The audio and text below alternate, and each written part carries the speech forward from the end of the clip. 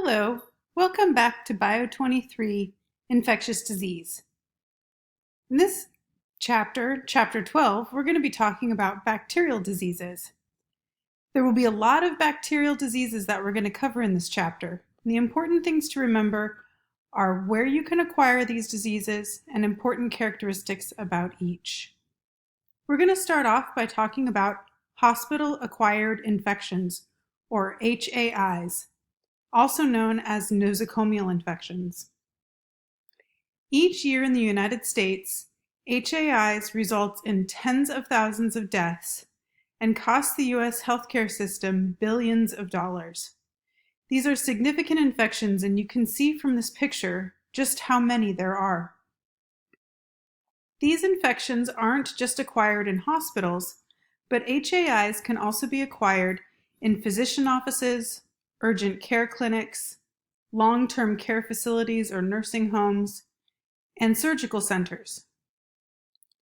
Most of these infections are acquired from a few important factors that can arise in these settings.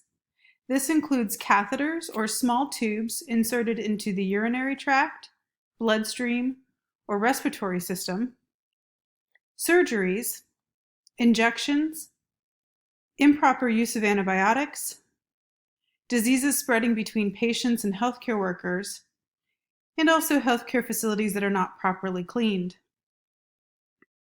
Though there are quite a number of these different hospital-acquired infections, we're only going to go over a few.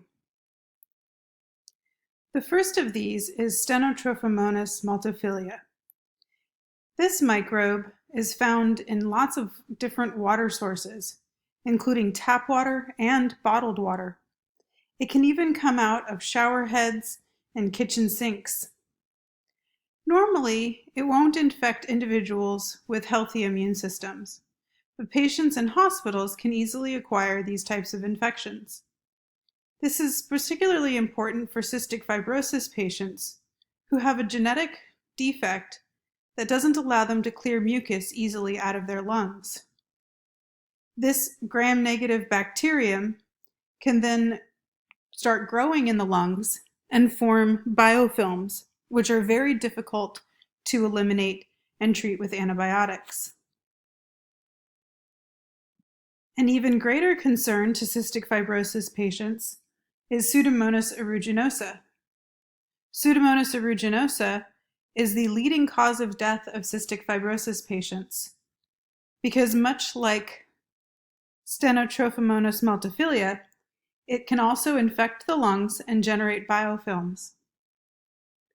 Pseudomonas aeruginosa, on the other hand, is acquired from various respiratory and breathing machines and catheters. In addition to being transmitted on hospital equipment, it can also be transmitted from person to person via healthcare workers. Just like Stenotrophomonas multifida, Pseudomonas aeruginosa can also be found in hospital water sources, such as tap water, sinks, drains, toilets, and showers. A common theme of a lot of these hospital-acquired infections is that many can also be antibiotic resistant. That is because hospital environments are naturally prone to having and using a lot of antibiotics, and thus the antibiotic resistance of these various strains becomes more prevalent. We're going to talk more about antibiotic resistant strains such as VRE and MRSA in future chapters. However, one last and final antibiotic resistant strain I'd like to talk about in this chapter is the CREs. Carbapenem-resistant Enterobacteriaceae are a type of bacteria that can resist a variety of different antibiotics, including penicillins, cephalosporins, monobactams, and carbapenems.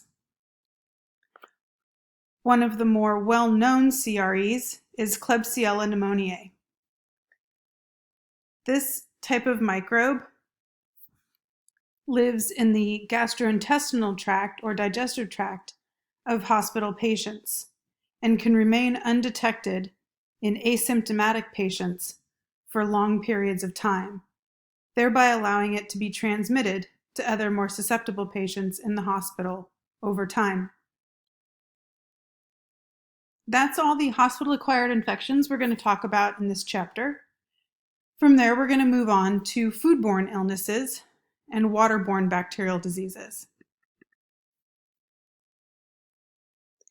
These are also significant contributors to morbidity in the United States. According to the CDC, 1 in 6 Americans become sick from contaminated foods or beverages, and 3,000 die every year in the United States. This costs billions of dollars every year as well. I'm sure you can think of some recent foodborne illnesses or food recalls that you may have heard in the news. These would be great items for the discussion posts this week. One thing to note of important feature about food poisoning is that there are 2 main categories. One is referred to food intoxication, and the other is foodborne infection. Food intoxication is when proteins or molecules, toxins, from a microbe is ingested by a person and causes disease-like symptoms. Foodborne infections are when the microbe actually grows inside the tissue in the human body and can cause disease that way. Since food intoxication is affected only by molecules and not necessarily the microbe itself, antibiotics are not always going to be helpful in cases of food intoxication. Also, sometimes cooking the food, even at higher temperatures, doesn't always eliminate the risk of food intoxication. However, foodborne infection, where the risk is the microbe growing inside the intestines or the human body, cooking at higher temperatures can kill the microbe, as do antibiotic treatments. This is why it's important to recognize which microbes cause food intoxication and which ones cause food infection. Food intoxication is usually a result of production of enterotoxins, although foodborne infections can also lead to generation of enterotoxins. Enterotoxins is a general category of molecules where the molecules themselves are toxic to the intestine. Hence, entero meaning intestine and toxin. The first one of these that your book discusses is botulism. Botulism is the most dangerous food intoxication. It's very rare in the United States today, but it is quite serious. It's caused by a bacterium called Clostridium botulinum. Easy to remember. Clostridium botulinum can form endospores. These structures that are dormant stages of the microbe, where the microbe, when it encounters a beneficial environment, can come out of the endospore state and start to grow and divide. Clostridium botulinum generates a neurotoxin, botulinum toxin, that interferes with the ability of the brain to communicate transmission signals, including acetylcholine, to the muscles, leading to muscle paralysis, including the diaphragm. In botulism poisoning, the diaphragm becomes weakened and can no longer contract, and as a result, the individual can no longer inhale and can die from a result from inability to breathe. Because this is a type of intoxication and not infection, botulism in adults is not really helped by antibiotics. However, there is antitoxin therapy that can combat the effects of the toxin itself in the body. Botulinum toxin is also marketed and used by pharmaceutical companies, and beauty companies, marketed under the name Botox. Despite the fact that botulinum toxin is the most potent neurotoxin known to man, this toxin has also been used for medical purposes and for beauty regimens. In medical purposes, botulinum toxin, or Botox, can help alleviate stuttering, uncontrolled blinking, and cross eyes, in addition to treating migraines. Botox, of course, can also be used to combat the development of wrinkles in the face.